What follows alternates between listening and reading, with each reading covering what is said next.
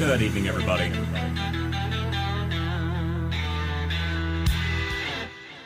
Welcome back to the Political Theater, everybody. Looks like I got a ton of echo right now. Hold on just a second here.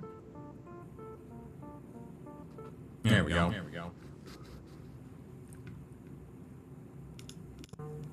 That should fix it. All right, sorry about that, guys. Anyway, guys, welcome back to the Political Theater, everybody. I'm Walter Curt. This is the Political Theater, weeknights at 9. Thank you guys for being here. We've got a lot to cover tonight. We've got a lot to go over for the Minnesota and Ohio fraud connection that we have it's just been growing and growing and growing. If you guys have been following the thread that we put out, just setting up the initial connection that we found through the auditors, it has now continued to grow from that. So this is only going to get bigger as we continue this investigation. We've got a bunch of people that are going to show up out here next week, and we're going to be doing a lot more. So we've got a lot to go over, guys, so make sure you guys share the link out, and we're going to get into this right away because I've got a ton of stuff to get over for it. So not only now do we have the auditor, which was the big story that we got out yesterday. So we found the auditor that was linked between the two cases, the same auditor that apparently has had its license revoked. Apparently its revoked license was pending based on if they sent out letters to those auditing company, to the companies that it did audit, which I assume, we'll find out if they managed to actually do that or not. I doubt it. But we have a lot more to cover than just that, because today we have the new part of this, which is just, it's just comical at this point. I don't know how else to describe it. It's so obvious. It's such obvious fraud. It's so hilarious that it continues to get bigger and bigger like this. So for those who were paying attention to yesterday and what we were talking about yesterday, there is two companies. So SERS, which is the Somalian Education Resource Center, that one initially was the initial find that we had here. That was the initial connection. We found an auditor that was for the two of them. Sorry, here I'm bringing Chris into the show. Chris, how are you, my friend? So the two companies that we found. So SERS, the Somalian Education Resource Center. That was one company. And then there was another one that was MCES, which is Mac Community Enrichment Services. Now, when we first started looking at this, it was pretty obvious that there was something strange about the way that one of these was, why are they auditing from the same area? Why are we auditing from the same, from one single place within a few days of each other? Pretty strange. But now we have even more info on it. So as of today, we just found out that Mac Resource Center, Enrichment Services, MCES, Mac Community Enrichment Services, not only did it just happen to have the same auditor, it was actually founded in Ohio. Isn't that weird? So you got to love that. So now we know that this company, not only was it not is it connected through the auditor, it was actually founded in Ohio. And further than that, I haven't confirmed this yet, but I'm going to go ahead and talk about it just briefly here. I need to make sure I look at the documents and prove this, but I'm pretty sure that the people that signed the documents, the problem is that they all have the same similar names. It's a common something that happens amongst Muslims that are doing business like this. They always use similar names to try and throw people off. But I think that I may have just found that the SERS, which is the Somalian Education Resource Center, the one that's based in Columbus, Ohio, that the same guy signed the paperwork for the IRS as the Mac Community Enrichment Services. So they're the same company, or it's not the same company, but they're directly linked with each other. So now we've proven yet another piece of information showing Minnesota and Ohio connected directly on this fraud. And I think it's only going to get more and more interesting. And further than that, one of these people from the Mac Community Enrichment Services, I think I might be able to link her to Ilhan Omar, which is going to be just all kinds of fun if we manage to prove that out. So this is going to be pretty exciting, guys. We got more stuff coming out, obviously, on this as this investigation continues on. Guys, if you're just now joining on the X space, make sure you guys share the link out for that show. This is the Political Theater. For you guys who not have been here before, this show is a weeknight show at 9 p.m. I've got my co-host on here, this Chris Marino. Make sure you follow him at The Real Chris Marino on X. Make sure you guys follow him. And we're going to get into a bunch of other stuff here. So what's up, Chris? How are you, my friend? You're muted, Chris. Here we go. Pretty good. There you it's go. At the Chris Marino. Okay, there you go. Sorry. But yeah, no, it's all good. And I'm getting a little bit of an echo there, but this whole thing's been pretty crazy. I read your report. I highly encourage everybody to read your report that you put out there today. This is going to be a wild trail, and if it's leading the way it's leading, it's going to be tied directly to Ilhan Omar, and again, other members in the Waltz administration there in Minnesota. This is going to be a massive scandal. Yeah, It already it's is gonna a massive scandal. it's going to continue to get bigger. I mean, like obviously we've already figured out that these things are all connected somehow. But now what we're going to end up finding at the end of this is that all of them are not only going to be connected, but they're all going to be like run by the same people. I think that's what we're really going to find. Now, there's the other side of this, what we're talking about too, which is the work that Data Republican and I've been doing, which is the NGOs aspect of it, how they're funding everything. Now, this is something we haven't proven definitively yet. So I want to be like I just want to make sure people are aware that we haven't fully proven this aspect of it, because there is another part to this that is important. The other side of this is that if these LLCs are all owned by the NGOs and they're all donating to political campaigns, now it is worth noting for everybody that it's not like they can just donate directly. They can't donate directly. If they're a federal candidate, you can't donate directly to political candidates from an LLC at least. But what you can do is you can donate to PACs. So that's what we're looking at right now. We're trying to see if these things were donating to PACs, and we already know they're donating to state reps. So we already know that. So we already have that proven. But we haven't proven yet is whether or not they're actually donating directly to political candidates through PACs, or how they're donating that part of it. So that's being proven out now. But again, the biggest part of all this is going to be if we actually manage to prove that these LLCs are funneling money on a wide scale directly into political campaigns. That's what we're looking for, and I think we're going to find it. We haven't proven it yet, but I think this is going to be soon. I mean, the amount of money that's involved is just growing and growing and growing. The one company we were looking at, we were talking about $42 million. Now we're talking about way higher than that. We haven't even gotten the full numbers on it. But now if you guys go check out Somaliscan.com, which is the website that this guy built that's going to be tracking some of this data. He's actually got open bounties. So you can go and try and prove where fraud is happening, and he'll pay you for them. Pretty cool. So, he's got a hell of a website up there, and I think he's running it based on some crypto stuff. Like, I mean, he's a crypto guy, whoever the guy who built this stuff out. So I think we're going to find out that there's a lot more than just these a few companies that we've looked at. And obviously, as we start to expand out this LLC NGO structure, I think we're going to find even more stuff. So it's only going to get bigger. And obviously, there's a bunch of other stuff that's happening today. So we're going to get into all that. So make sure you share the link out, guys. Make sure you guys share the live out. If you're following us on live, you're on Rumble, YouTube, Substack, make sure you guys follow us there. And make sure you guys subscribe to WCDispatch.com, because we've got a lot more coming. Anyone who wants to have the first insight on what's going to be happening next and over the next week or so, you got to subscribe on X, on Premium, on my profile, which is at WCDispatch. But Chris, I mean, as we continue through this, I cannot wait until we see the direct link to Ilhan Omar, because it's not going to take long. I know it's not. It's not going to take long. And I'm telling you what I've already looked at so far, I think we're getting close. I think we're getting pretty close. And I just find it so funny. We keep talking about this guy, this UN Security Council chief, that he apparently has Medicaid fraud in, he has like multiple cases for Medicaid fraud in the United States, and he owns property, like he owns Medicaid or child services businesses in the United States. This stuff's crazy. I mean, I don't even think this guy lives in the States. So, as we continue to make the links between all this, I'm wondering what the next state's going to be. I had someone trying to tell me that they think that PA is going to be next, that we're going to get to Pennsylvania. But guys, imagine the fraud we're going to find when we really start looking at California. Just envision it.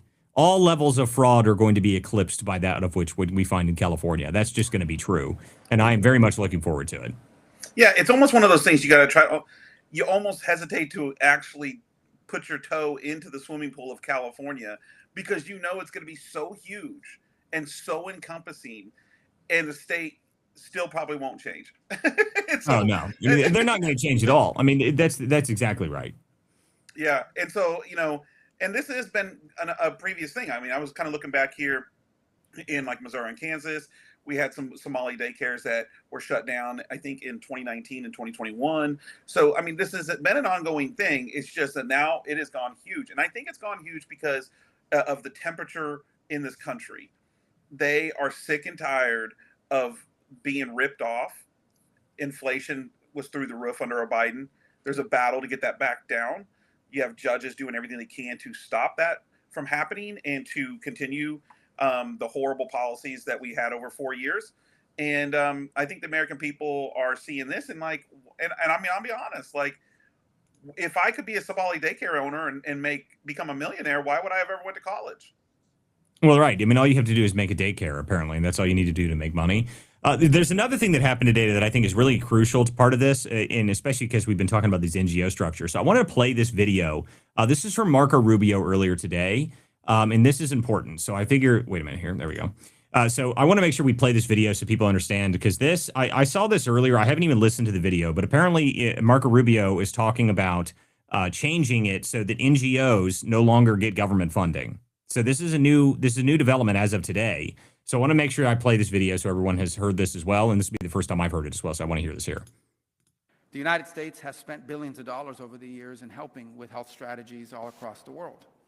What we learned over time, and especially after coming here, is that oftentimes, and I'm oversimplifying it, but this is an accurate description, what would happen is we would go to a country and say, we're going to help you with your health care needs. Then we would drive over to Northern Virginia somewhere, find an NGO, one of these organizations, give them all the money, tell them go to this country and do their healthcare program for them.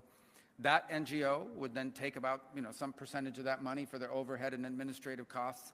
And by the time it got down to it, the host country had very little influence. It was sort of imposed on them. And only a percentage of the overall money ever actually reached the patients and the people on the ground that we were trying to help because of these costs. This makes no sense. So why are we hiring American and international NGOs to go into other countries and run healthcare systems that are parallel and sometimes in conflict with the healthcare systems of the host country? If we're trying to help countries, help the country. Don't help the NGO to go in and find a new line of business. And so that's what the model that we're breaking. We're not doing this anymore.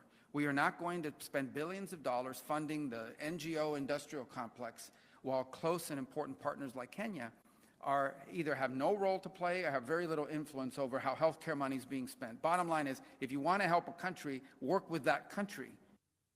So this is the change, right? So this is why this is important. So what he's saying here is that we're going to stop funding NGOs, foreign NGOs at least. I mean, I think we should stop funding every NGO, and we should, abolish all NGOs. NGOs are not NGOs. We've already established this. This is well established at this point. But I think it's important. If we start seeing this and they actually start doing this, things are going to be very, very different. If you can't have that grift where it goes to these NGOs and then they have administrative costs and then they pay all their people. We've been talking about this for months, that we think that the way that this works is that USAID was sending money out to those companies or out to those NGOs, and the NGOs were funneling it around and sending it around, and then it was always ending up somewhere back here. Now, I don't know if this will eliminate that problem, but it will definitely cut out a few middlemen in the middle of it. Which is a good thing. And this is part of the fraud initiative that we're looking at now. We need to get rid of all this stuff. I mean, we need to defund all of the NGOs. We need to defund every single one of these things. And if we actually manage to start cutting off the money, which is what my point has been the whole time, everyone wonders, how do we take back our country? What do we do? How do we fight back? How do we do something? And my point is, expose the fraud and then cut the money.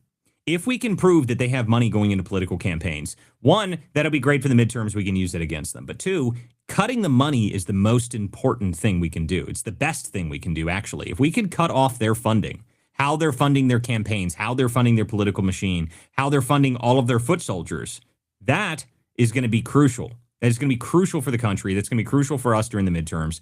And I think that's why the Democrats, you see why they're so mad about all this stuff. They're freaking out constantly. Why are they freaking out? Well, because you're screwing with the way that they've built this system.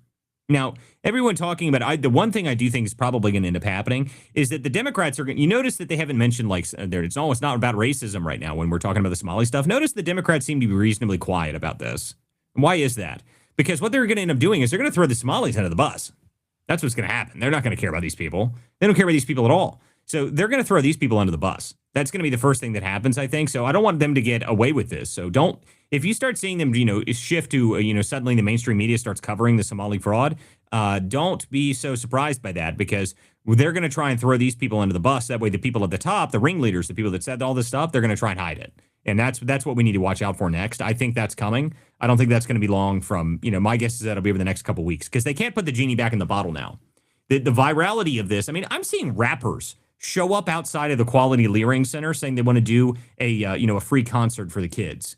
Like that's the virality of this story at this point. I mean, it is not stopping. It is only growing. And as we continue to go through this, it's only going to show up in every other city. Every other city where these scams and these things are operating, we're going to see more of this. So I don't expect that we're going to see it slow down, and even in the slightest. I think it's going to speed up. It's going to get bigger. And as they try and put the genie back, I think they're going to realize they can't, and they're going to immediately seek for their patsy, which has been the Somali people all along. I mean, these people are not, they're not the ringleaders of this. They're not the ones who organized any of this. I mean, you've got a population of people that their average IQ is 68.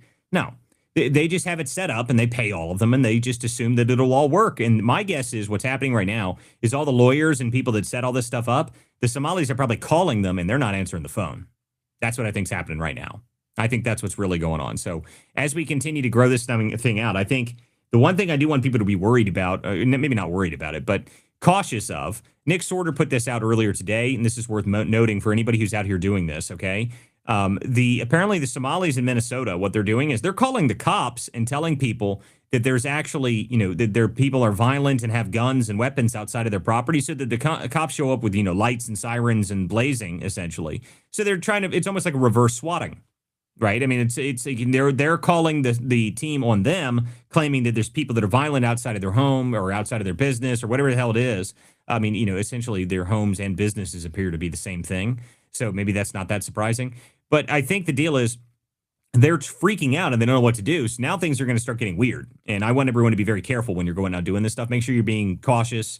Make sure you're not doing anything illegal while you're doing this. Obviously, I mean, no one should be. If you're not in a state that you can do some of the things that some of these people out on the street are doing, be very careful. Know your state laws, know your state rights. Make sure you know all that stuff because these things are going to get strange. And the one thing I want everyone to be cautious of more than that is that the problem with people that are not very bright, which say what you want, the Somalis are apparently of average IQ of 68, which would be clinically retarded in America.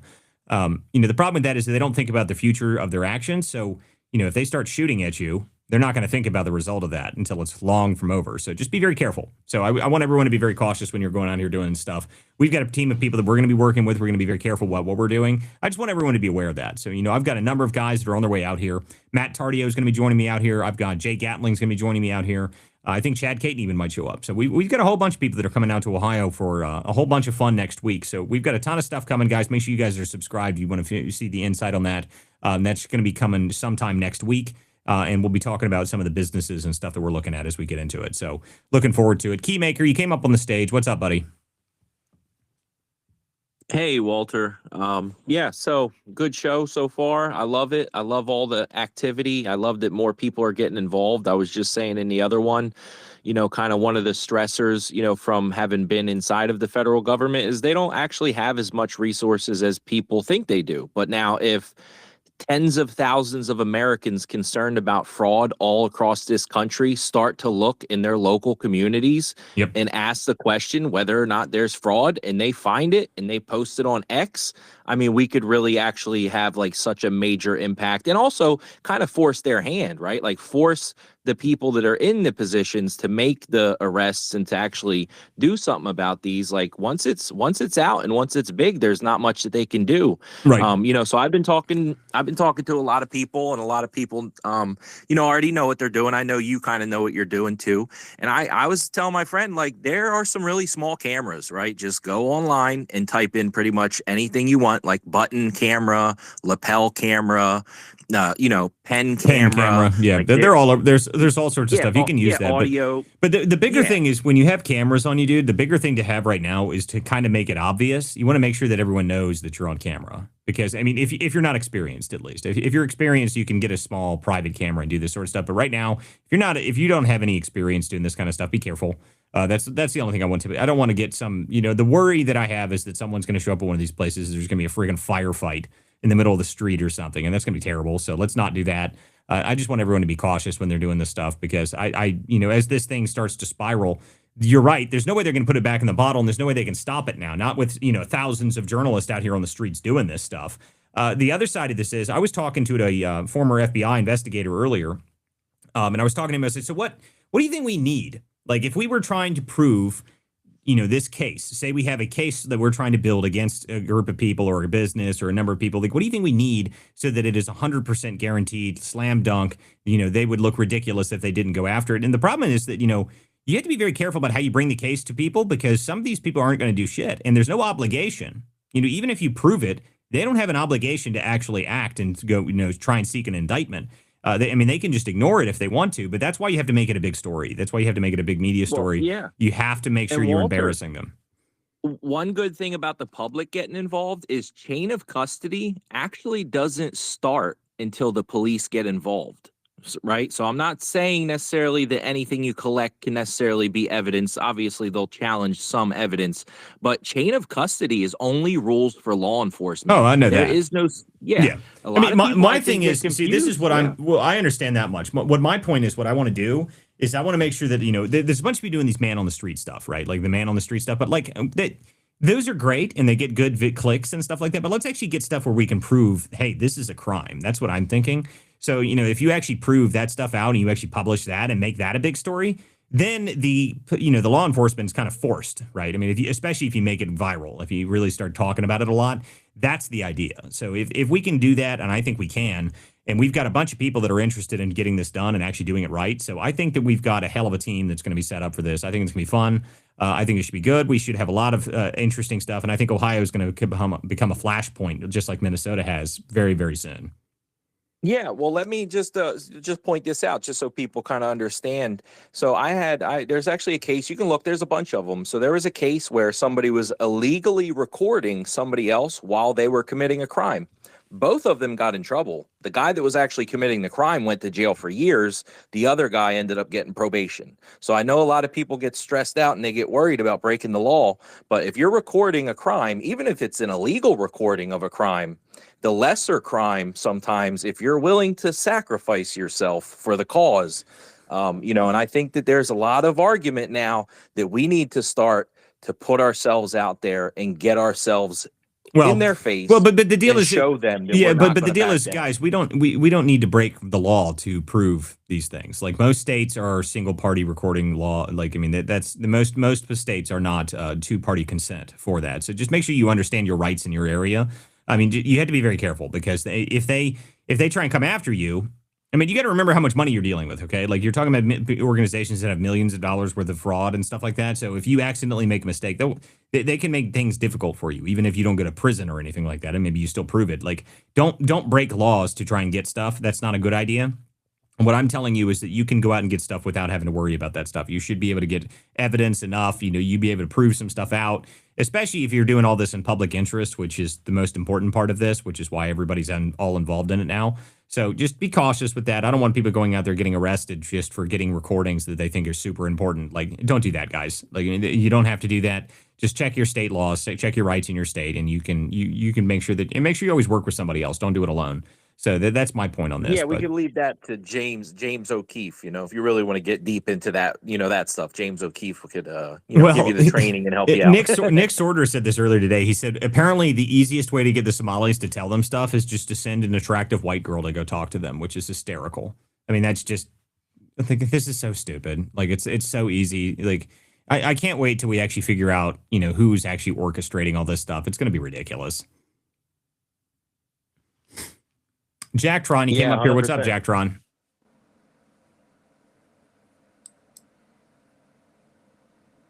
Jacktron? No Jacktron? Hey, what's going on, Walter? What's happening, man? Just listening in. This is all really crazy stuff. I do agree with your theory that it's a bunch of little LLCs or people like CEOs that are doing the master campaigns. And I think it'll explain a lot of the astroturfing done by the Democrat Party, because let's be honest, how they're not popular, they have to be astroturf, and it looks like this is going to be a big part of that. Yeah, well, that's the part that's important, right? The astroturfing, we all understand that much. Like, we understand that there's astroturfing for a lot of these campaigns, and we understand that a lot now.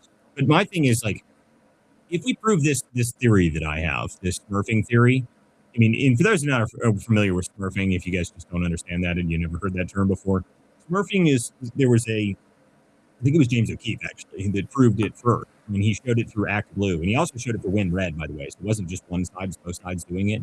It was very tiny donations, like, $5, $10 donations made by the same people to the tunes of thousands and thousands and thousands of dollars per political candidate.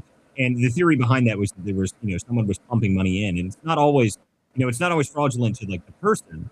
But the deal is that they're finding money and they're using those people's names to make the donations and just continuously pumping money into the campaigns. Well, the theory that we're talking about in this scenario is a bit different. The idea is that if these LLCs work in unison, say you have 10,000 of them, you get 10,000 LLCs. 10,000 LLCs can donate $2,000 per, political candidate or PAC or something like that, and they can start pushing money in. Well, then there you go. There's your giant block of money, which is what I'm talking about, and that's what I think we're going to find. And I know, like I said, I already found it for state reps. The federal stuff, it has to go to PACs from corporations, and that's a different set of laws. So we're going to have to find and actually look through the PAC donations to be able to prove that out. But we already have proven it for state reps. In fact, there was a girl that was talking to me earlier, a lady that was talking to me earlier. She was replying to something I said in one of the posts I had when I was on John Frederick's radio this morning. She was saying that she knows that this is happening in the state level. And I said, yeah, well, that's where I've seen it already. So she's talking about that in California. So I can't imagine how much of this is happening in California. It's got to be astronomical. I don't doubt that at all. So I assume we'll find more of that. By the way, guys, make sure you guys share the link out. If you guys are on the X Space, you guys are welcome to come up here and join us on stage. If you've got something to say, you're more than welcome to come up here and chime in, say whatever you want to say. You can ask us questions. You can talk about whatever you want. More than welcome to come up here and join the show. If you guys are on the other platforms, the only way to call into the show is you got to go to x.com, go to @WCDispatch, and join the show, and you can chime in yourself. If you want to leave a comment, we do read the comments throughout the show. You guys are more than welcome to leave comments on both the live or in the live stream or any of the Substack, any of those places, guys. You guys are welcome to chime in there, and we try to read all those comments throughout the show. But anyway, let's keep getting through this. So, if there's the California stuff, I can't wait till we get there. That's next. I assume that'll be, once we prove this out, which I think, my goal out of all this right now is now I'm kind of focused to see if we can take down Ilhan Omar. That would be amazing. If we can prove that she's part of this fraud ring somehow, that's just going to be great. And I think I've got a line on that. So, I'm very much looking forward to us going through and proving all this stuff out. And it's only going to get more interesting as we get through it. I mean, maybe we'll find out that, it's apparently Sorter found this earlier that he talked to one Somali that was a daycare consultant. Yes, a consultant for daycare, which is just hysterical. I mean, just, it's so profitable in the daycare business as a Somali that apparently you can open your own consulting business for daycare. What do you do in that scenario? Like, what? You're a fraud consultant? Is that what this is? Like, I mean, they've got whole fraud consultants. They've got a whole infrastructure for it. I mean, it's just amazing. You got to love this. I think the title of that is called consigliere. Well, I mean, I think that might be. I think that might be. Go ahead. I wonder if they pay. So, like, I know with certain government contracts and stuff like that, and I wonder if there's funds for that, right? Like, I wonder if you're a daycare in your, in your limited size or something like that. I wonder if they'll give you additional funds that you can expend on consulting. You know what I mean? Like, I'm just wondering why would it? No, I'm sure there's I'm sure it's in the line item for something somewhere along the federal budget. I mean, there's no way they're paying for it. Like, I guarantee you that it's, they got federal tax dollars to pay their daycare consultants to make sure that they set up their fraud properly. Someone said in one of my comments earlier, they said, I don't understand. What are all the oversight committees doing? And my comment was, isn't it obvious at this point, guys? The oversight committees are overseeing the fraud. That's what's happening. They're the fraud committees. I mean, that's all they're like. It's if it's this big, if it really is as massive as we think it is.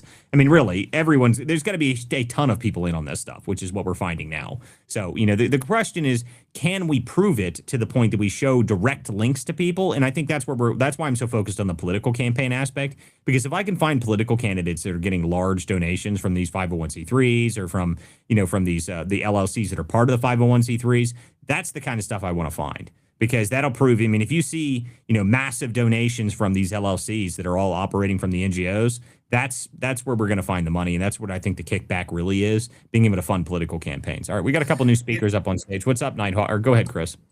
Well, the one thing I was going to say, I mean, obviously the average IQ of the Somali is not anything to write home about. However, do not underestimate the coordinated and effort and ability of the Somali fraud organizations. This is a tribal, cultural tribal deal that expands vastly across this country. I think that they were even giving to. There's apparently a Somali port commissioner in Seattle who oversees the ports. Right? This is how coordinated and strategic these people are. So don't underestimate their ability, their coordinating ability. There's always going to be, a ringleader, a leader, typically an elder in the community that has advised this process.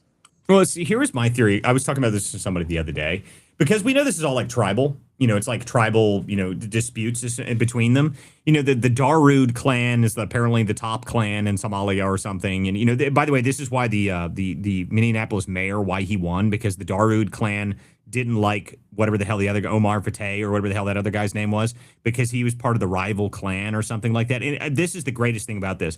I read a whole bunch about this a while back, but I kid you not. The reason that the rival clan doesn't like the Darude clan is because they're very greedy and power hungry.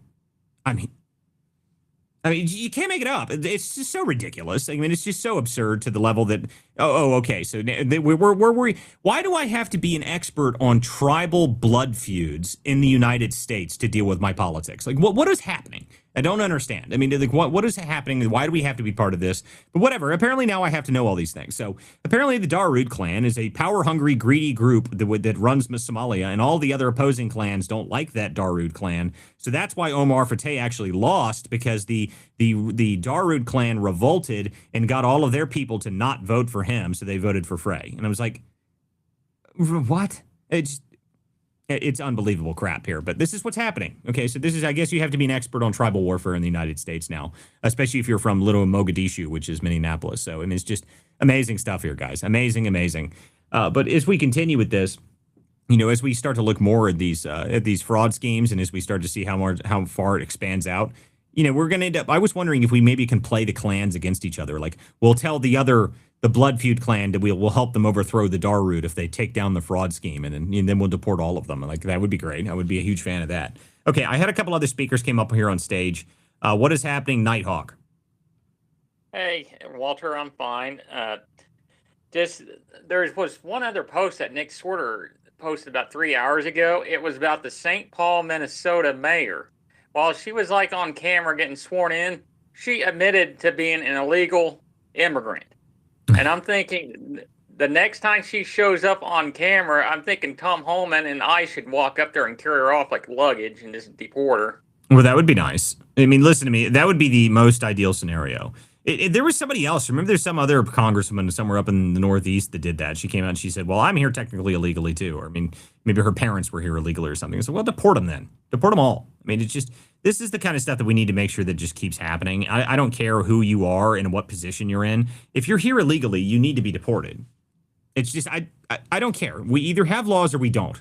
Okay? If you came here illegally, I don't care if you've been here for 10 years, 15 years. None of that crap matters to me. I'm sorry. I just don't care. Get them out. If you're here illegally, leave. I mean, what was it? We had that, remember that the president of the school or the superintendent of the school in Iowa that had been here illegally for like 15 years? It's like, what? I remember that guy. Wasn't he some kind of like big shot guy, like of Ohio? Like he was like a. No, he was from Iowa. Member? It was Iowa. He was the superintendent of the Des Moines schools. Yeah, the Des Moines schools, which it was the largest school district in the state. Yeah, which is crazy though, because you know what the argument always is? Well, the illegal immigrants, they're working jobs that no American wants. Like, that's like a $300,000 a year job, that superintendent job. Like, what do you mean no one wants that job? That's ridiculous. So I mean, that completely blew their whole argument on the, what we don't want any money for it or anything. So I thought that was pretty funny. But this is the kind of stuff that I don't care how long you've been here. That doesn't matter. If you're not here legally, you time to go home. And we need to make sure the deportations go up. Now, I know a lot of people are complaining about the deportation numbers. I've seen people talking about that, but everyone needs to remember that the self-deportation numbers are far more important. I tell people that all the time. Remember, the self-deportation numbers are much more. Of them. 2.5 million. Yeah, so 2.5 million plus the 300,000 something that came out from for the forced deportation. So we had net negative migration last year. That's fantastic. We need more of that. I mean, that's everyone should be happy about that, but no one's talking about it because everyone's complaining, and everyone likes complaining a lot. But the bigger thing to me, there's a bunch of people focused on a whole bunch of other stuff that I just don't care about. Like the Iranians may overthrow their government. Woo! I don't care. I don't care about the Iranians at all. Like, it just does not matter to me. Not very important, at least not to me. I'm sure a bunch of people care about it, and I'm sure it's very important to all those people that care about it, but I don't. I never have cared about the Iranians. Like, it doesn't really matter to me. I met a whole bunch of them that were pro Reza Pahlavi or whatever his name is, the guy that's their king or somebody that they want to be king. Yay. I mean, foreign problems. We've got much bigger issues here at home than for me to care about what's going on over there. As long as we're not putting boots on the ground I don't really care what happens. You know, everyone's freaking out because Trump said he was going to hit them or bomb them or do something. And I was like, look, whatever. I mean, I don't care what happens over there. Just if they have to, the IRGC, if they fall and, you know, we bomb them and, you know, destroy them or whatever the hell it is, it doesn't mean anything to me. So anyhow, okay, we've got another hand up here. What's up? I didn't even see how you spell your name. What is up? Or maybe they left. Looks like they may have left. Okay, never mind. We got a request though. It's the same person. Okay. See if we can bring them back up here. Guys, if you'd like to join the show, you're more than welcome to do so. You just have to request on X, and we can bring you up on the show, and you can talk, and you can ask questions. You can come up here and say whatever you want. If you're stupid, I will laugh at you and then throw you out. But that's just how it works here. So, you know, you're welcome to come up here and join the show anyway. But so what is up, Mogdu, or whatever you guys' name is? I can't even pronounce your name, dude. What's up?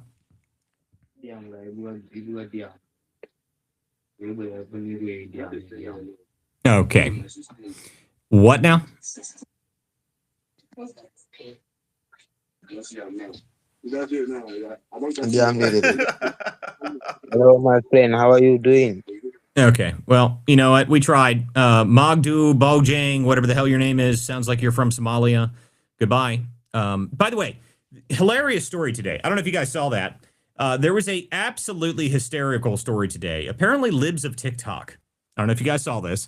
Libs of TikTok, the Somalian Serbian embassy sent her a DM telling her to stop laying about Somalia. No, I mean, I'm not joking though. So I don't know if there's some problem with L's or, you know, words that start with L for Somalians. I'm not sure. Walter, they must have grown up in the Leering Center. Yeah, I'm sure they did. They went to the Leering school, the Quality Leering Center. That's how they got their education. But you know, what are we doing? Like, we're to the point that the Somalian embassies are messaging American podcast accounts. Like, are you kidding me? Like, this is like the most absurd thing ever. So I thought that was very funny earlier today. And she's just losing it. She said they apparently left her on red, which is just great. I love it. I mean, I love every minute of it. I can't believe that's even a thing, but. Yeah, so apparently Somalians really struggle with L words, so, you know, we just need to change the name of all of our industries to start with the letter L, and we'll be great. I mean, then we'll be able to identify them quickly. Ninehawk, you have your hand up. Go ahead. I think this app's kind of doing some funny things. I didn't have it up. I'll just drop back down the listener so you don't have to. Oh, no, you're fine. Listen, this happens to me every night. Like, the app is useless for me. It doesn't do anything helpful. But we brought another speaker up here. What is up, whoever the hell is it I just added? No? Maybe not? Going once? Okay. All right, go ahead. Amadou Karise. Hey, how are you? What's up? No? Oh, guys. Oh, there you go. I was going to say things are getting a little bit messed up on this space, so I think the space is glitching, but go ahead if you can hear us. I think the guy was just talking. How are you guys all doing?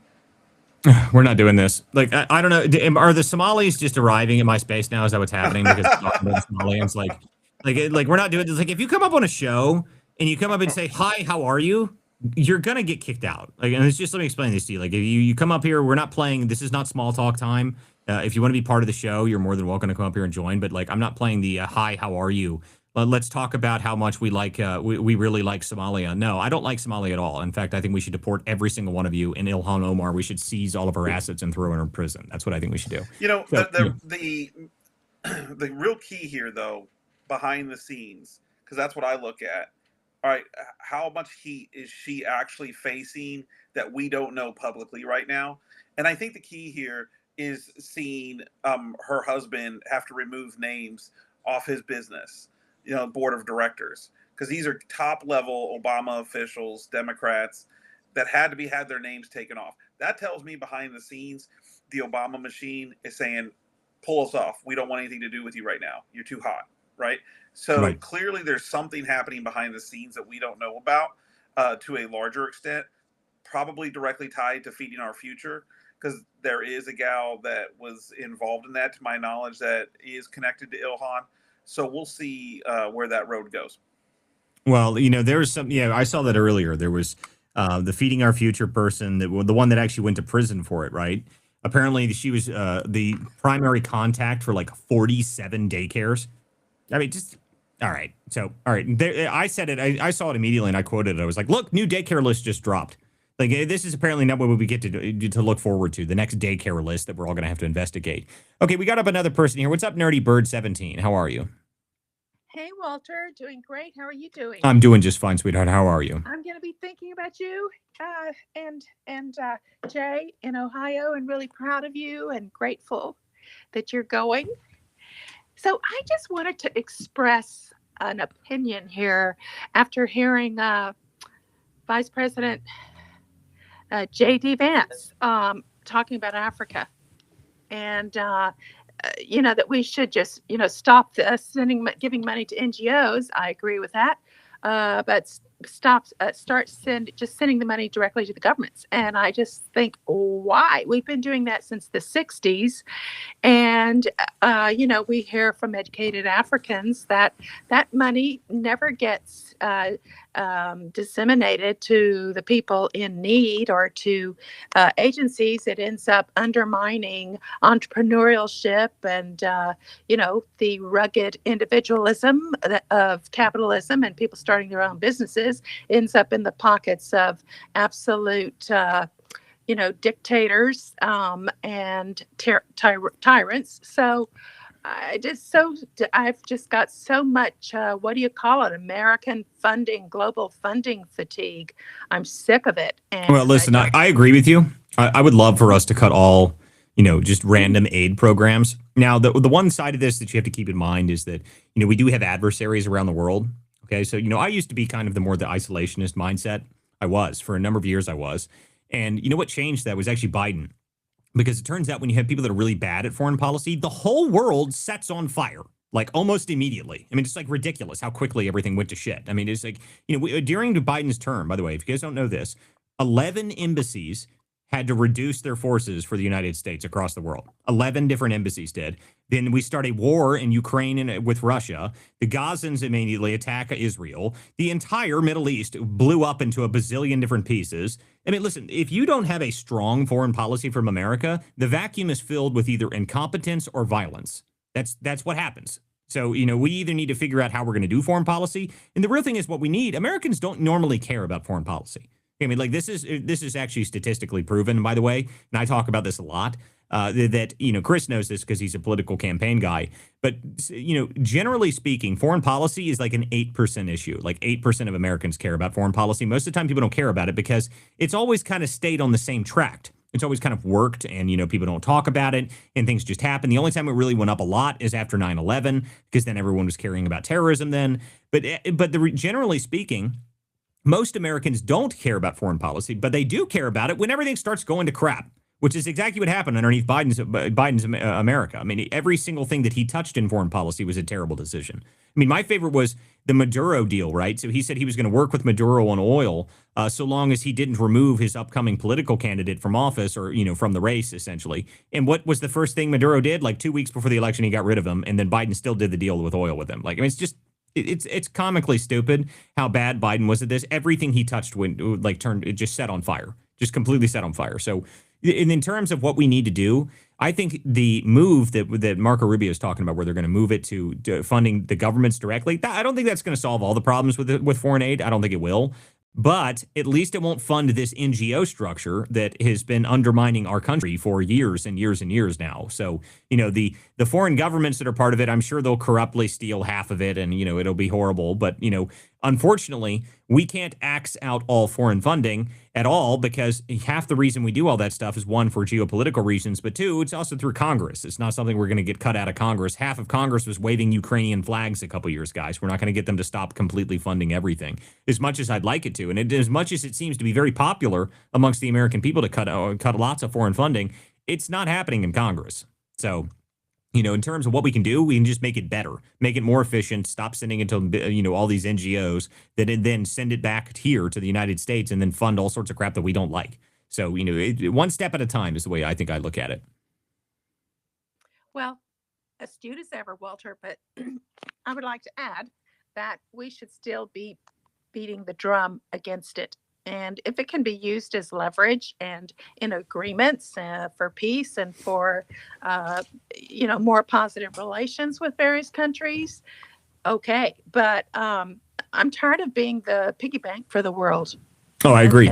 I agree entirely with that. People like Ilhan Omar telling her twerps that Americans are stupid.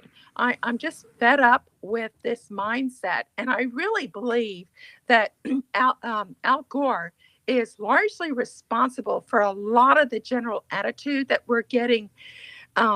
That's just kind of coming our way now in general, because with his inconvenience truth, he damned America to hell. Like we were the biggest pig consumers on earth, and we were consuming too much, and what a wasteful consumer society we were. Well, this is not just Al Gore that did that. Okay, so this is a long term. Yeah, it's not just Al Gore. That's one of the things that did it. But listen to me. There's the Marxist mindset has actually really set in for a large percentage of the country. Earlier today I was having an argument with a guy, and he said some stupid comment along the lines of, all business owners in the country are fraudsters.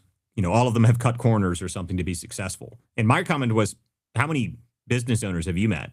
And he was like, well, not many. I'm like, well, okay, well, then that's your problem. You don't know any of them. So this mindset, though, is essentially that the rich people are the evil people in this country, that they're the horrible people in this country. Oh, my God, the rich people. They don't care about the poor people. It's nonsense. It's complete and total nonsense. If anybody that's ever been around small business owners in their entire life, know that they care more about their employees and their people around them than almost anybody else. They love their employees. They'll do anything for their employees. They'll do anything to help their employees. And the further these people, every time you talk to them, they say the same sort of thing. Well, I help homeless people. Like, well, fucking good for you, you little virtuous faggot. Like, I don't care. Okay, like, good for you that you help out homeless people. I'm so happy for you. Tell me how virtuous you are, you useless little weasel. I don't care, okay? How about you pay someone's rent and their mortgage for 15 years? Can you do that? No? Okay, then shut the fuck up. Because that's what business owners do, okay? And not only do they do that for 20 to 100 to thousands of people, okay? So if you really want to make a difference in the world and you want to actually help people's lives, think about that for a moment, okay? If you want to help people's lives and you want to improve the lives of people around you, what if you, instead of just helping 15 homeless people get off the street for a day or two, what if you could give each one of them jobs? What if you could give 100 people jobs and then feed their families, give them a purpose, giving them a livelihood so that they can actually supply themselves for the rest of their lives? That is helping people. That's helping people. And further than that, I know a lot of business owners that they do all sorts of things for people. Their employees fall on rough times and they send them to hospitals. They buy them cars. They give them loans. They do all sorts of things. I know some business owners that have given their entire employees, everything about them. They've put them through college. They have given them loans. They've helped them build their lives. They've helped them get married. They've helped them buy everything in their lives. Why? Because they care about their employees. And if you want to be successful in business, you actually have to care about the people that work for you. And a lot of people get confused by this because, well, some business owners aren't like that. Some big corporations aren't like, well, listen to me. The larger your business becomes, the more diluted that structure becomes. So if you have 50 employees, you can care about each one of your employees individually. If you have 100 employees, well, maybe you can't care about each one of them every single aspect of their life. If you have 1,000, well, then the best thing you can do is make sure your business is running structurally properly, so that way you don't have to lay 15% of them off if something happens. And that continues to get larger and larger and larger and larger the more people work for your business. And that's the deal that people scream about it. Oh, my God, business owners are the worst and most evil people in the whole world. No, they're not. They pay all the taxes in this country and they give all these people jobs and they make sure people can actually put food on their table. And just because you're a stupid little weasel that likes to, grift and tell everyone, I help the homeless. Good for you. Happy for you. Cool. Not impressive. You know what's impressive? Building a business so that you can supply the lives for people, for thousands of people across the country, and do things that help all of their lives together. And what, are you not supposed to reward yourself? And you're taking all of the risk, doing all this, and what, you're not supposed to make any money at the end of that? That's not helpful either. And half the time, business owners that have lots of money wrap their assets up to keep their business floating. These people, there's so many people out here that think that business owners, they just have this boatload of cash just sitting around. Some people have lots of cash sitting around, but not many. Not many. It's people like Elon Musk. And I love this. You see this every now and then. It's like, Elon Musk has $780 billion. Oh my, no, he doesn't. Okay. He doesn't have just a checking account. It's the dumbest idea in the world. It's so astronomically stupid that I can barely comprehend it when I see it. But this happens all the time. It's like, what is he going to do with all that cash? Like, it doesn't exist. It's all in his company. It's in the stock in the company. You know, most business owners, especially ones that are very successful, that have lots of money, their cash isn't just sitting there because their cash is doing something else. Their cash is working. It's doing something for them. It's not just sitting around getting 2% in a freaking checking account. Like that's not how that works. But sorry for the rant. But anyway, that gets annoys the hell out of me when I hear that sort of stuff. Okay, yeah, well, and also the tax bracket, by the way. So when you hear these Democrats, these guys like Bernie Sanders and Elizabeth Warren, these people who are worth 30, 40, $100 million, railing about billionaires needing to pay their fair share. Well, spoiler alert here, they're in the same tax bracket. So, yep. So when they're literally saying this to you to get your support, but they're in the same tax bracket. There is no mystical billionaire tax bracket. You know what I mean? And so it to me, it's the most hypocritical thing in the world. And it's the most insulting thing. It's condescending. Like they really think that their voters can't put that together. And it's crazy to me. Well, and the thing is, I love it when you argue with them. They're like, why are you defending the rich? Like, you're so stupid. Like, I mean, like, I wish you had vision. Like, I mean, the vision that somebody has that actually becomes like an entrepreneur and actually builds something. Like, imagine, how do you supply... So say you're super virtuous. You're one of these obnoxious liberals that likes taking care of, homeless people. You pick them up off the street and, give them Narcan so they don't die. I mean, whatever. Cool. Good for you. Now, the question is, how could you help 100 of them stay off the street for an extended period of time, more than a week, more than a month, more than a year? How could you do that? Well, Ian, so say you were one of those people, and what if you have $1 million? Like, oh yeah, well, I can do that all the time. Well, but you can't sustain it. Okay, you can't sustain it for long periods of time, but how could you sustain it? You open a business, you find the business, make sure the business is profitable, and then keep making sure that it's profitable so you can keep paying your employees so that they can have jobs, lives, and feed their families and buy their kids, Christmas gifts. That's how you begin. Like, this is how it works, really. But everyone wants to sit there and scream about it. The same thing, we talked about this the other day, about the corporations. Everyone screamed, oh my God, the corporations are the evil, terrible things. Corporations are everything. Anything that's an LLC is a corporation. The tax bracket doesn't change for the businesses, whether you have 15 employees or whether you have 60 or whether you have 1,000. It's all the same corporate tax bracket. So when you're raising the taxes, you're not hurting the corporations, the billionaire companies. Those companies don't care about taxes. No, the little tiny businesses do. But that's who you're hurting. Okay, we've got a bunch of hands here, so I want to make sure we get into some of these. What is up, Queen of the South? Well, as a business owner, thank you for that rant. But I want to bring it back to, you said some things about immigration, and I am also pro-immigration. I mean, or send them home, regardless how long they've been here. If they didn't bother to apply for citizenship, they need to go back. And but this came up at the holidays, and so when I say, oh well, they're reporting that 1.9 million, I think that's the number now, self-deported because of the app and the $1,000 and so forth. And I heard you mention that. The pushback to me has been, well, that's not even a real number. That's just a survey that somebody took, and it's not real, and they've bloated those numbers up. And so what do you say to that? Well, how do I argue back? So the argument back to that is actually, so there was the original article that I remember reading on this was actually in the New York Post. And they were looking at jobs, foreign labor that was in the market, and they were seeing it drastically reduced. And this was over the summer when we saw, I think it was over the summer where we saw 2 million by that point. Now, DHS at some point will publish the numbers, especially if they're using the app and seeing the actual forced deport, like the taking the money deportations. They'll be able to show those numbers directly at some point. They just haven't published them yet. So, in terms of whether or not they're lying about that number, I don't think so.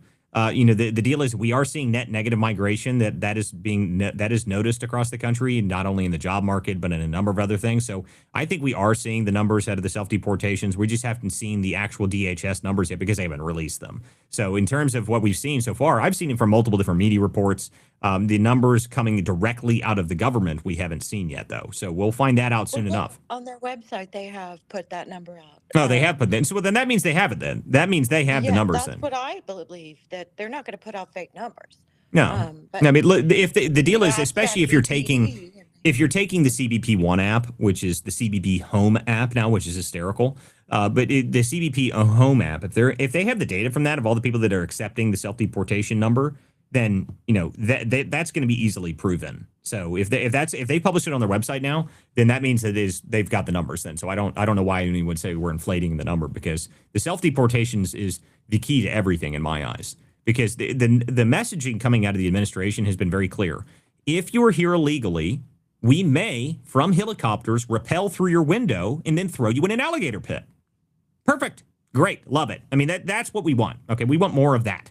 So, if you come here illegally, it used to be that nothing happens to you. There's no interior enforcement. Nothing's going to happen to you. You can stay here for apparently 15, 20 years and no one will ever notice. Well, those days need to be over. Okay, if you come here illegally and you're here illegally, you should be worried that at any second, a strange man could fly through your window, grab you, and deport you. I want that to be the fear that exists across the country. That's good, because then they'll go home. And then they'll self-deport on their own. And if they self-deport on their own, that's even better, because that way the market around them, the job market, can actually address it properly. Because if you, like, everyone wants like mass deportations tomorrow. They want to, snap your fingers and take 15 million people out of the country. Guys, if you do that, the economy would not like that. There is a cost to it at the end of the day, no matter how you look at it. And the Democrats were smart about this. Okay, they knew that if you install a bazillion people, it is not an easy thing to remove a bazillion people, especially if you leave them here for a few years. I mean, if they no matter how you look at it, they're still supplying money into the economy. They're buying gas in the local areas. They're buying food in the local areas. It doesn't matter how they're paying for it. It doesn't matter if they're paying it with the government money or non-government money. They're still supplying stuff to that local area. So the local area has to be able to adjust to it. And I think self-deportations is a much better version of that, rather than just forcefully removing 15 million people tomorrow. I'm not even sure it'd be possible. One. Two, I'm not sure it would be good for the economy if we did that. Okay, I've got a bunch of hands here. Go ahead, balls and strikes.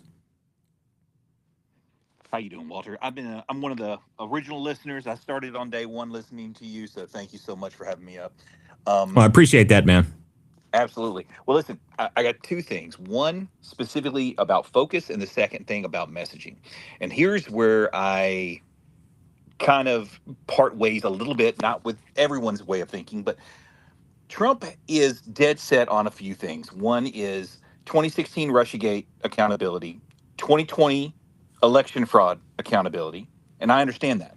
But we also went on this tangent of Doge and USAID and the fraud there. What has come of that? Where are we at on that? Where's the messaging? And now we have the Minnesota fraud, and then we're going to have the California fraud. I think that we're just shotgunning this, and we're spread out so much that we're not focused on one big thing to get a win. There are baseball players out there that are great baseball players, and they are very good at multiple stats, right? But you know who you remember? You remember the home run king. You remember that guy, right? The one that basically has the biggest stat of all. So our messaging problem, when I say I am a moderate, but I lean more towards the populist view. Your messaging is terrible because we're spread out all over the place. Now we're getting great victories, and we're getting huge victories when it comes to immigration and the border. That's huge. But the rest of this stuff, it feels like Congress keeps squirreling all over the place and going from one place to another place to another place, and they don't focus on and get any victories. I don't think that any accountability is going to happen from Russiagate. I don't think any accountability is going to happen with 2020 election fraud. I mean, yeah, okay, so Mustache he got indicted. Okay, great. That's not.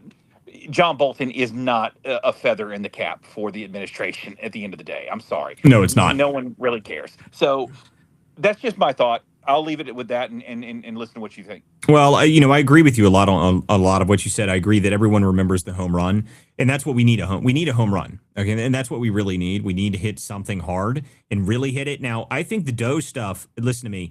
I think that the Doe stuff. The reason that the Doe stuff got killed is because Elon Musk actually found the fraud that we're talking about now.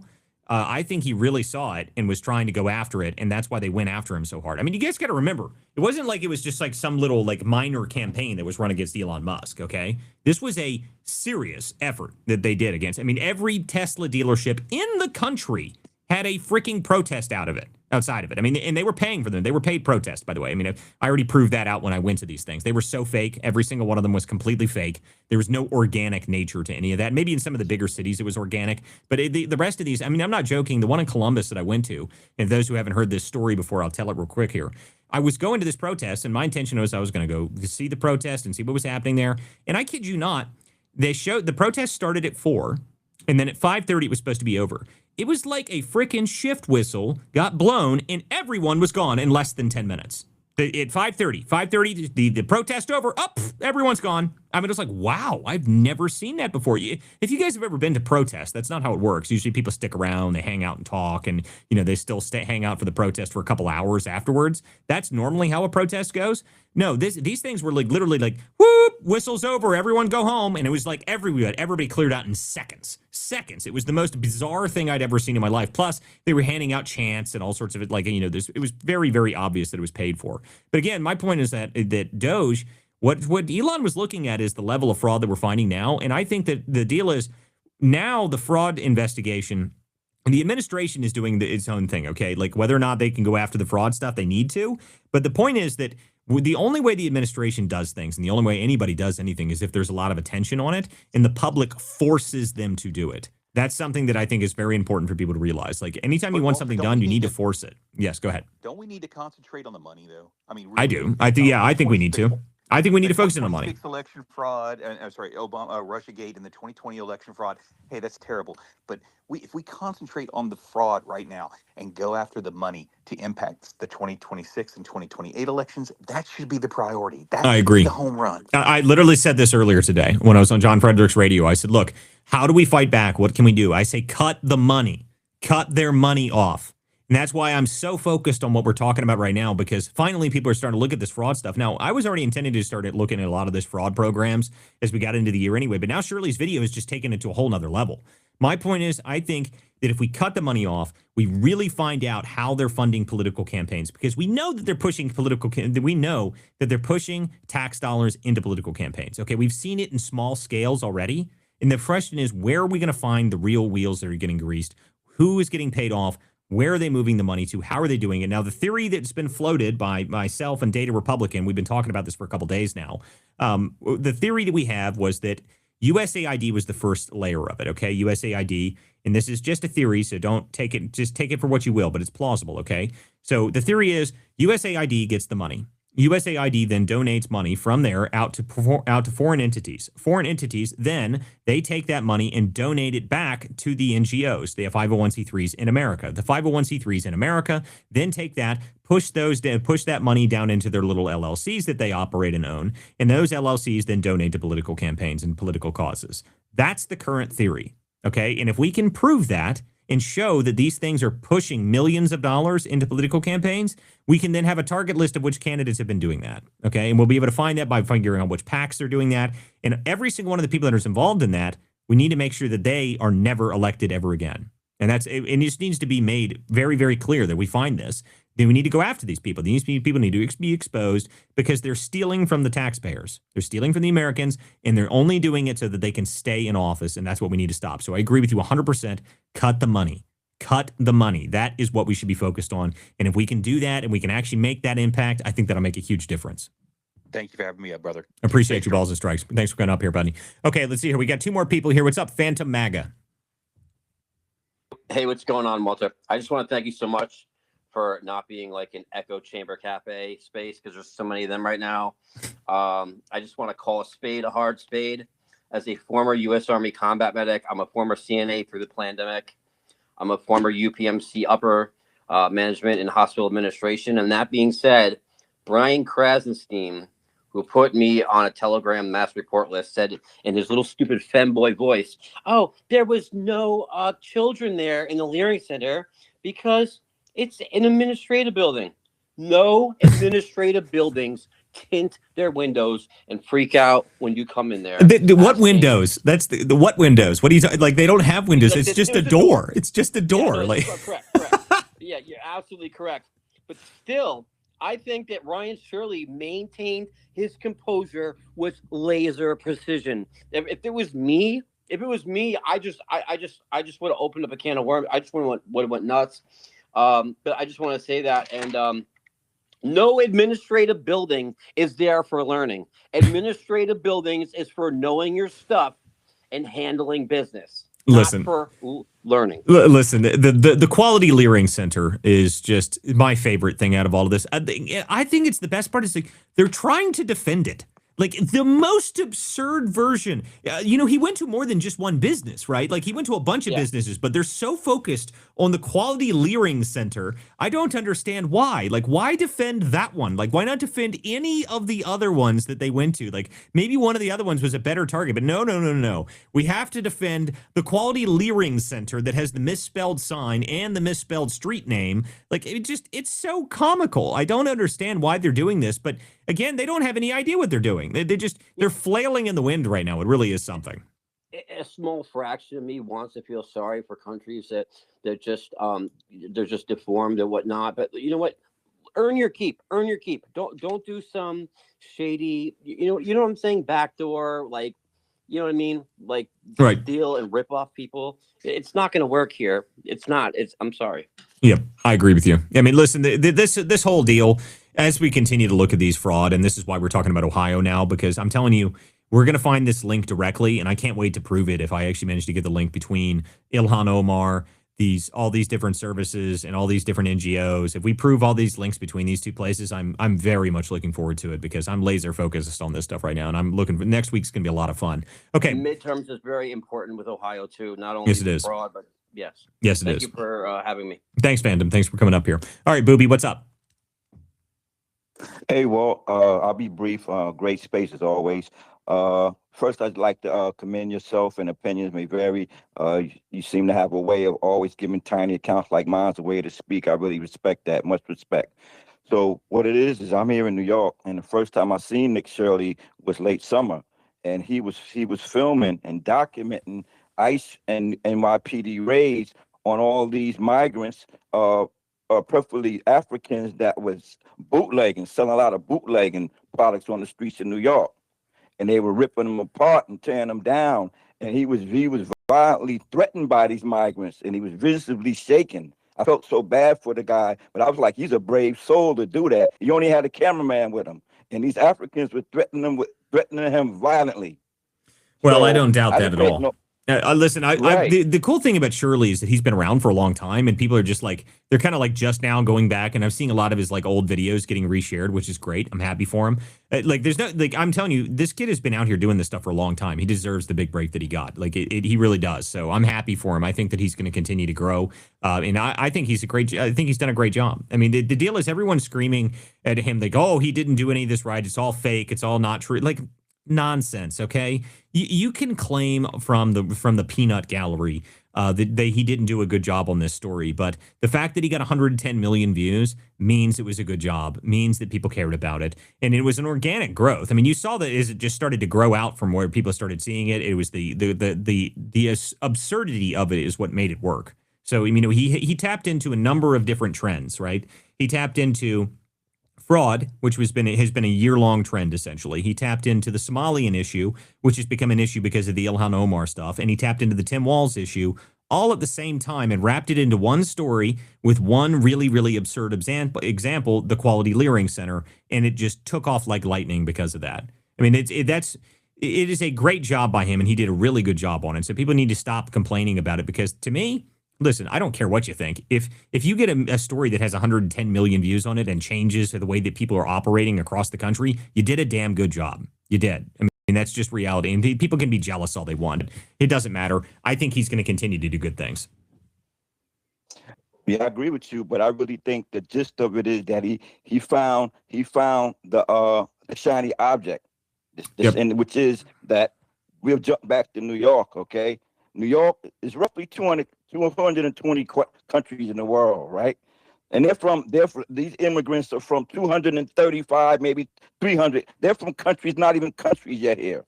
And it's all ethnic fraud. Every ethnic illegal that's here from across the world has their form of fraud. Right. So, and then we jump to California. Okay, Gavin Newsom has 24 billion that's missing that he doesn't even have to talk about. So until we deal with these bi-coastal elite cities that are running the country, where all the really massive fraud is, okay, don't let Ohio and Minnesota just be the shiny object. Oh, that I agree with. Listen to me. I'm only focused on these right now because these I think I can prove the link easily. But I am not going to be surprised, Booby, if I manage to actually get these and I actually manage to prove it between more than one state. Okay, so I've already linked between Ohio and Minnesota. Okay, that's what I've been focused on the past couple of days because I've had a source that's been helping me out here, and she is just incredible. I mean, I cannot speak highly enough of this person. She's wanted to remain anonymous this whole time, but these people have been doing unbelievable work. Okay. I wish I could claim all the credit for this stuff, but the stuff that they're helping me with is unbelievable. These sources are fantastic, and people are starting to bring me more and more stuff. And that's because we can actually prove it out. And if we actually prove the links between these states and we actually prove it as, it's not just one, it's not just two, but we've got a network of these things. To me, I want to see if we can get the crimes proven to the point that the feds should do something about it. They should do something about it. I mean, if you get enough on camera, right? If so, you've got photos, you've got everything, you've got all of it linked together, and you can prove it with documents and everything else to show it's circumstantial between states and across state lines. Then that's when I think we can get the boots on the ground and we can actually make some things happen, which is what I want. So, and it's not going to just stop at one place. I think everyone needs to keep going on this, and I think it's going to. I mean, I'm seeing people all over the place are just. I mean, listen, I knew that this was going to continue earlier today. There was a freaking rapper that showed up outside of the Quality Leering Center, right? And he was like, I'm going to have a concert free of charge for the kids of the Leering Center. It was hysterical. Okay, like it's just great. I mean, that when you've reached that level of virality, it means things are going to change. Like people want to know why the Leering Center doesn't have any kids at it. And I love it because every video you've seen of the Leering Center so far, I still haven't seen any kids at it. Has anybody, like, I've seen a bunch of videos of this Leering Center. I have yet to actually see children at the Leering Center. Not a single one. They're always like, there's a bunch of middle-aged Somali guys outside of it. Like, I mean, I don't see any kids. Where are the kids? I still don't see them. Every time they're like, no, we're open. We have an open flag. Did you see our open flag? Like, oh, yeah, I like your open flag, but I still don't see any friggin' children. So it's just amazing stuff. By the way, I actually also saw this. There was one of the businesses I was looking at. Apparently, it's not a child's daycare. It's an adult daycare. That was the name of the business, Adult Care. I was like, oh my God, here we go. If we've got adult daycares, dude, we're in trouble. Walter, I was thinking, and I posted about this before. I did an article. It's not up now. I'll put it back up. But policing is actually. So it used to be handled by all civilians, by the civil population. We eventually delegated that power in the United States to an organized group of people. And now at this point, I really believe that if the people get more and more involved, we'll be able to strip some of that power back to the people, where we can then again, like we used to in this country, force the government to do as the people want. That's where right now we're kind of reliant on the government. We need to strip that power back into the hands of the people so that we can force the hand of the government, because we got this idea because of all of the foreigners coming here that somehow government is the most powerful thing in this country. It's not. It's the people. I agree. It has completely been inverted now. I agree with that. I mean, listen, to me, the one thing I think is really good that I've noticed so far is that like people are angry about things and people are kind of starting getting directed at certain aspects of the government. The one part that I really want more on is I really would like to see more accountability. But I think in terms of priority list, I agree with my previous speaker that came up here, Balls and Strikes. I agree with him. Okay. Like, I think that first, I like accountability, but we need to make sure we get through 2026 and we don't lose the midterms badly. I mean, we need to make sure we at least hold the Senate. Maybe we can keep the House or not lose a whole lot of seats in the House. That would be great, because to me, we need to get things done. We need to get things done. And if we cut their money off and shut them off for the political coming up into this, I think that's a really good way to think about it. It's a really good way for us to focus on one thing. And I agree, we need to be focused on at least one thing, so you can try and get one really important thing done. And if we can cut out and axe their funding mechanism, I think that's going to be absolutely crucial. What's up, Jay? What is going on, Walter? Just finished dinner and just listening in. How's it going? We're just having another night. It's going pretty well so far. By the way, I was happy New Year. That's right. Happy New Year. That's right. Nick Sorter would say. That's right. Happy New Year, everybody. Happy New Year. But anyway, I was telling everybody what's going on for next week. So, we're looking forward to, we've got you are coming out. Is your wife coming out with you? Not sure yet. We'll figure that out, but we'll talk. Okay. Sounds good. Well, Yeah. looks like we're going to have a whole party out here. So it's going to be all kinds of fun. So I'm looking forward to it. So anybody who's wondering what's going on, we've got a whole group of people coming out here that we're setting it up to be able to start looking into this stuff, actually get some on the ground journalism for some of the stuff. And I really want to get some really in-depth stuff. That's what I'm looking for. So I'm not trying to get just these man on the street videos. I want more than that. So hopefully we'll be able to pull this off, and it should be pretty interesting because at this point I think we got up like the army is amassing. I'll just say that we've got a whole team of people. Freaking tactical team is flying in here. It's gonna be great. So I think it's gonna be a lot of fun. It all started with me just asking you if you wanted some security. That's true. That's true. It did start with that. It started with just asking for security, and I said, well, yeah, but what if we could do more than that? So now it's turned into a whole thing, and I'm here for it, to be honest with you. Welcome back to the show, Chris. Yeah, it always starts with Jay. It always starts with Jay. He's the ringleader. He's always causing trouble there. That's right. That's what it is. No. No, I think it's going to be awesome. I think it's going to be awesome. Having you, Jay, Tardio. I can't remember her name. I don't know if that's coming to fruition with the gal from Fox. Oh yeah, I've been talking with her too. So listen, we've got a lot of things going on. So like I said, anybody who's not subscribed yet, you guys are, again, next week is going to be real interesting. So I don't even know what's happening. Like if those don't know, this year is about to be very different for the show. So I was talking about it towards the end of the year. I was telling everyone things are going to change. This show is about to go on the road a lot more. There's about to be a lot more on the ground in travel journalism, on the ground at a lot of these protests, a lot of in-depth investigative journalism. This show is about to change dramatically. Now, the X Space, I love all my people that come to my X Space, okay, guys? The live video version of the show, when I'm on the road, I'm not going to be able to do both, unfortunately. I'd love to be able to do that, but I can't carry 6 computers with me, okay? Like, it's just not possible, okay? Unfortunately, to be able to interact with my wonderful X Space here, just to be able to do that, I have to have a separate laptop that's built specifically for Spaces because it's so garbage. I mean, it's like, I love Spaces. I do. I love all my speakers that come up on here, but I'm going to have to come up with another call-in for the show. And fortunately, I think I may have solved that problem. So that'll be something I'll be talking about as soon as I actually prove that the actual stuff works. And it actually might be like a physical call-in, like a radio show.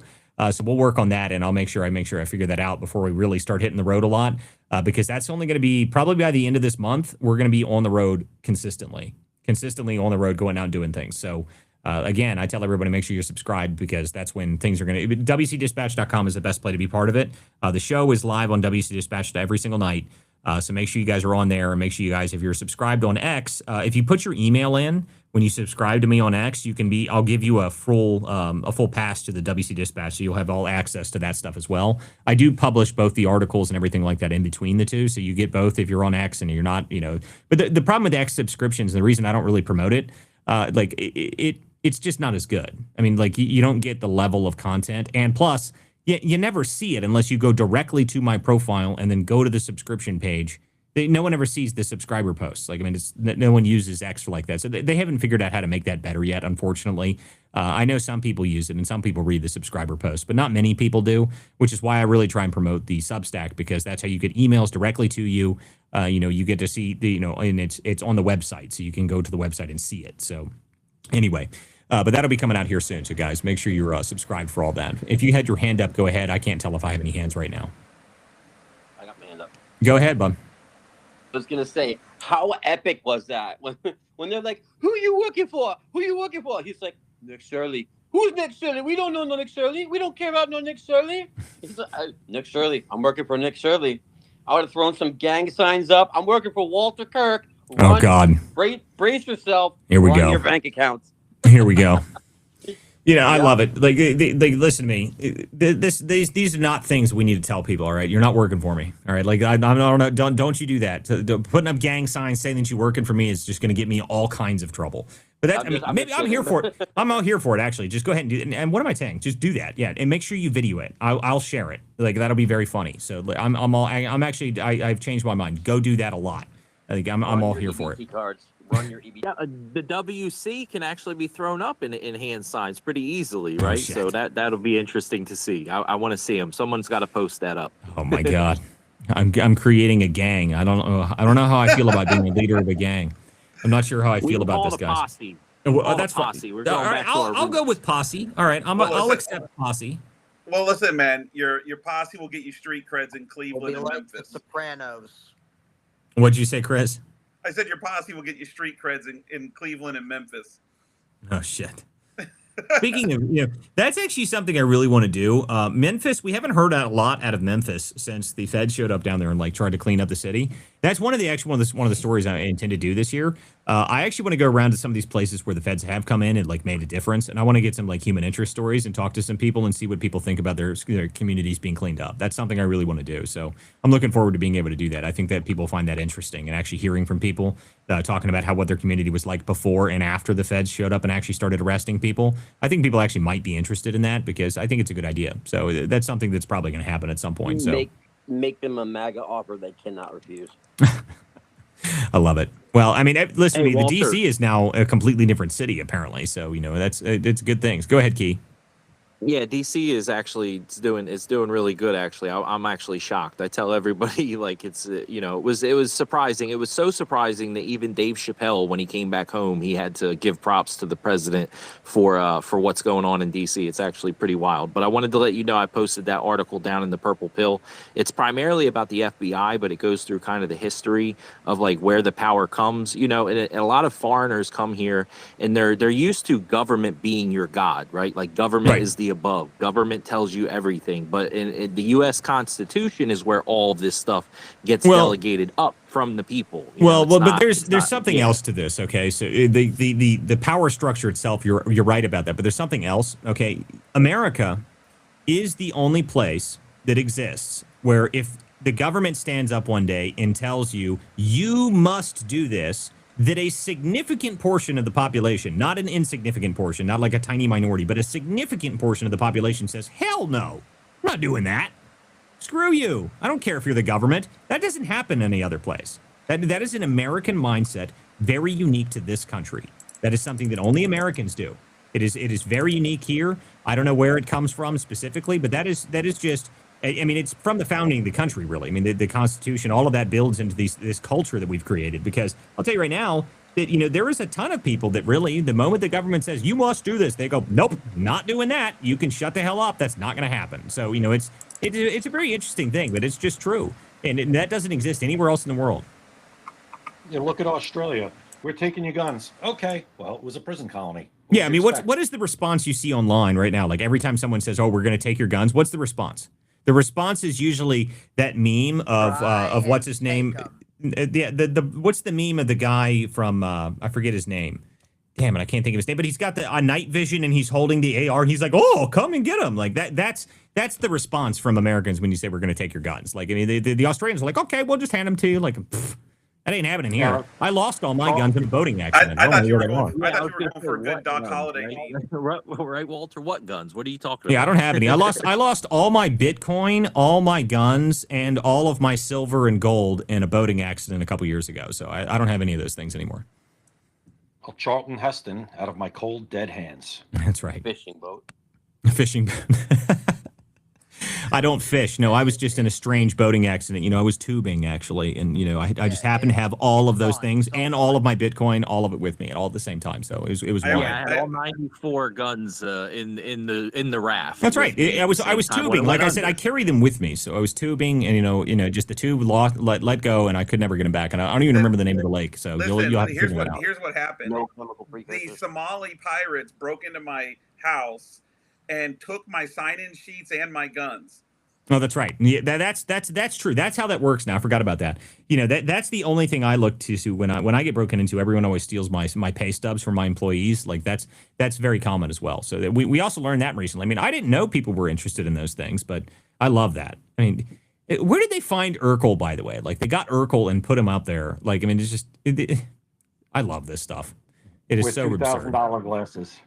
Yeah, with $2,800 glasses on, with $2,800 frames. It is just amazing. Amazing stuff. You could also always say I lost it. I was boating off the coast of Venezuela. And oh, shit. No, I mean, if you were boating off the coast of Venezuela, then you're never getting it back. I mean, you're in grave danger if you're off the coast of Venezuela right now. So No, I was lucky. They didn't double tap, so I was able to swim away. Why hasn't Hollywood made Cocaine Shark yet? I just want to know. With all of these B movies out there has to be Cocaine Shark by now. Remember they had Cocaine Bear a couple years ago. Shark movies, like they got Sharknado, they got Zombie Shark. Well, but listen, Jack Tron, he's not lying here because they did Cocaine Bear a couple years ago. Remember that? That's right. That's based off a true story. Yes, it is based off a true story, but but the bear only survived for 12 seconds or something like that for when the actual bear did that. But or maybe it was 12 minutes, or I can't remember. It's been a long time since I read that. But yes, that is a true story. But yes, I agree. Cocaine Shark, Shark Cocaine Tornado would be even better. I don't know. We need the next level of the Sharknado movies. Which with those movies, by the way, they're actually hysterical.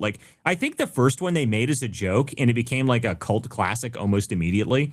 I mean, it is really a stupid movie. Right. It's great, but the theme song's great, and it just became so fun to watch. The cup size goes up with each iteration. Yes. I noticed. Yes, it does every time, which is just great. How could something with Ian Ziering be bad? Oh man, Sharknado. I assume this is. But right now, you're probably right. They need to make another one, and it needs to be all about all the sharks are on cocaine now. I mean, that's. We've been blowing up so many cocaine boats in the down in the Caribbean that obviously we need Sharknado with cocaine in it. That's obvious that I think that needs to happen. So we probably just made Hollywood its next blockbuster. I mean, if they haven't already thought of it, I hope someone would have thought about that. You never know. The first movie that anybody goes and watches in the last 20 years is Cocaine Shark Tornado. I mean, that would just be great. Well, wait, what did we come up? What did you come up with on this space that went mainstream? Was it Sean Farish?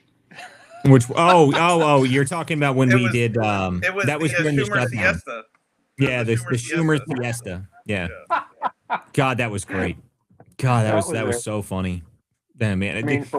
That was, if those who don't know, so back when the Schumer Siesta was on, we actually had Sean Farash on the show, and he came in and he joined us for a minute, and we were sitting here laughing and joking, talking about what we should call it. And then he showed up and we called it the Schumer Siesta, and it was because of the sombrero meme. That's why we called it that. So the sombrero meme, and then when Trump shared it, it just went everywhere. So that was amazing. Very, very funny stuff. I love it. Yes, I remember Hefe Jeffries. That's right. Hefe Jeffries. That's right. That's the other part of it. Hey Hefe guys, Jeffries. but listen, I have to tell you this real quick here.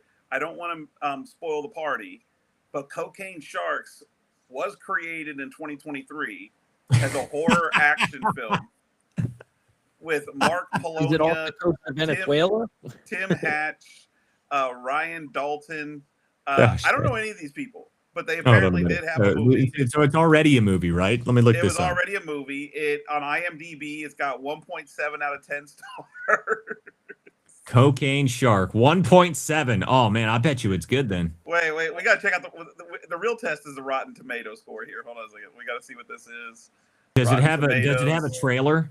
That's what we need. We need to watch the trailer if it's got a trailer, dude. Okay, I'm gonna search for this, Walter, and I'm gonna send it to you. Hold on a second. Oh no, I've got it here. I've already got it. Official trailer, 57 seconds. There you go. Let's go. I was working for a kingpin named Garisco. Tons of mafia and drug money fueling his big campaign, HT25.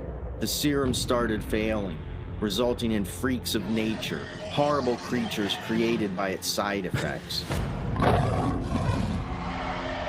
There's been a change of plans. Change of plans? Because of the Wow, lab this is explosion? Missing test animals? We had an accident at the lab, an explosion. The remaining specimens were either destroyed in the explosion or escaped.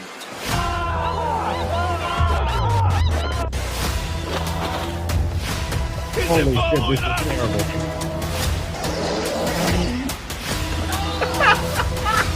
I can't even, guys, I don't know. You're not watching this, so if you guys are just listening, the sharks are all they've got crab legs. The explosions are. This must be all right. So that's probably the next terrible movie I'll watch. I'm a real sucker for bad movies. If you guys don't know that, I love bad movies. And my personal favorite bad movies. My personal favorite bad movie genre is actually the shitty kung fu movie. I think that is my personal favorite. I love them. I've probably watched every bad kung fu movie you've ever heard of, and every one that you've not heard of, actually.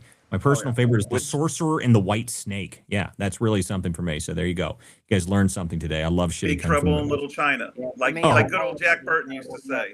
This is right up my alley. Well, there you go. You got the shark movie. What was it that you just said, Chris?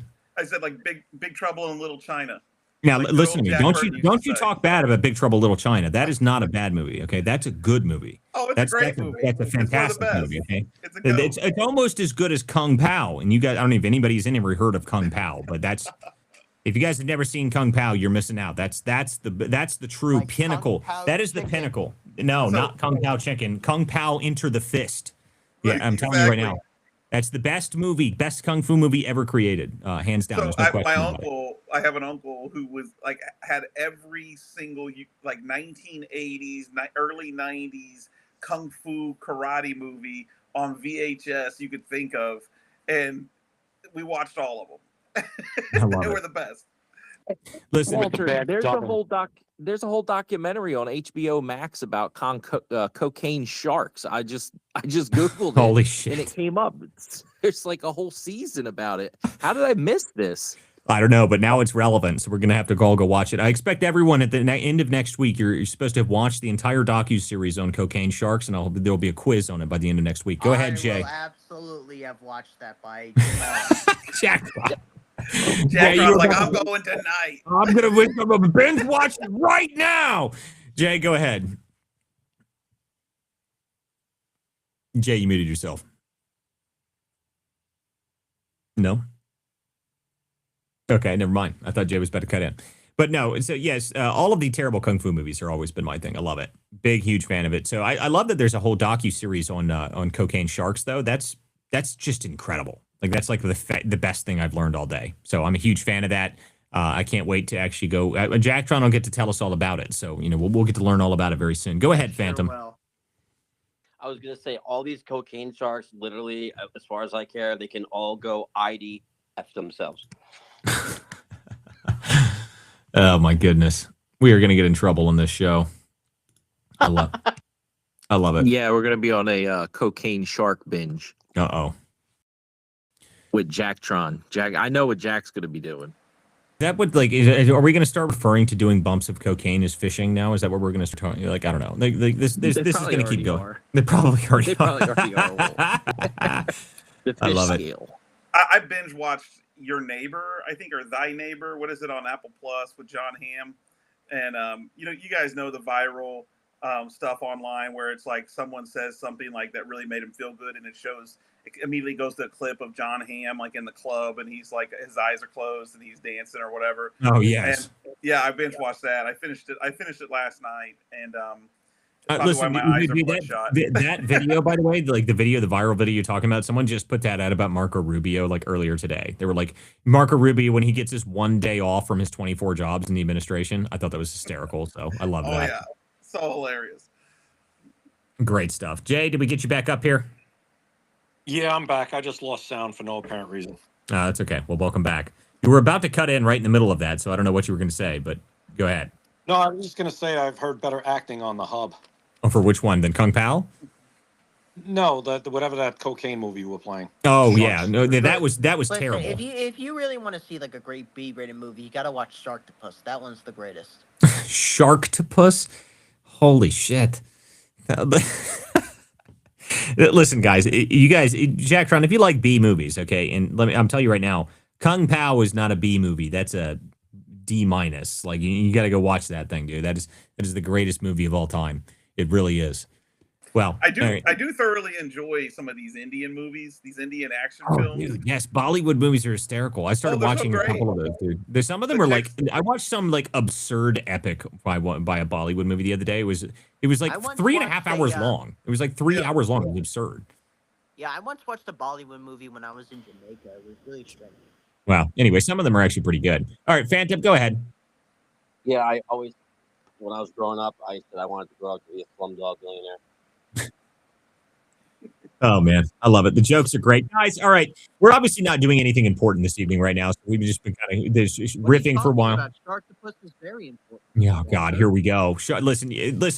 By the end of next week, we'll have an expert on all things cocaine shark, and Jacktron will be able to tell us all about it. But outside of that, guys, We will be back on Monday night for more of the Political Theater. I'm Walter Curt. This is Chris Marino. Thank you guys for joining us. Make sure you guys follow all my speakers up here on the space if you guys are on x.com and you're actually in the space. Make sure you guys subscribe on wcdispatch.com and make sure you guys check that out because we're going to be having a lot of really important content coming up next week. We got a whole bunch of people coming in for this Minnesota fraud investigation, or I'm sorry, the Ohio-Minnesota fraud investigation because it's everywhere now. So make sure you follow when we're up here on the stage, subscribe where you can, and we will see you guys next time on the Political Theater. Thanks, guys. Have a great night.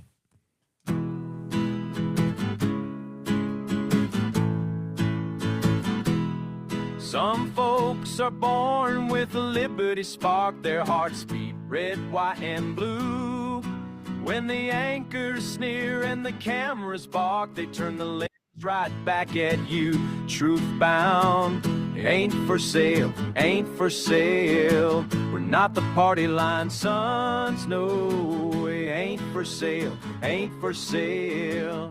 We're the vigilant ones, so...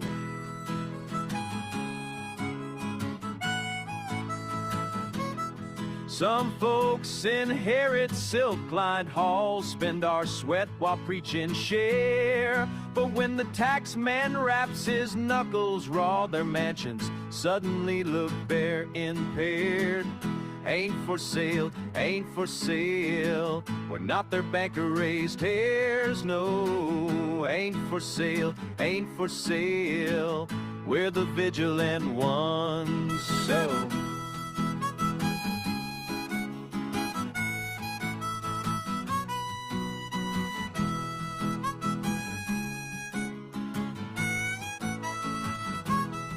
Yes, some paint stars on press room lies and send the common men to toil. Ask them, how much truth will you trade tonight? They mutter, more noise, more noise, more noise. Ain't for sale, ain't for sale. Not the theater's pawns, friend. It ain't for sale, ain't for sale. We're America's steadfast one. No, we won't be spun.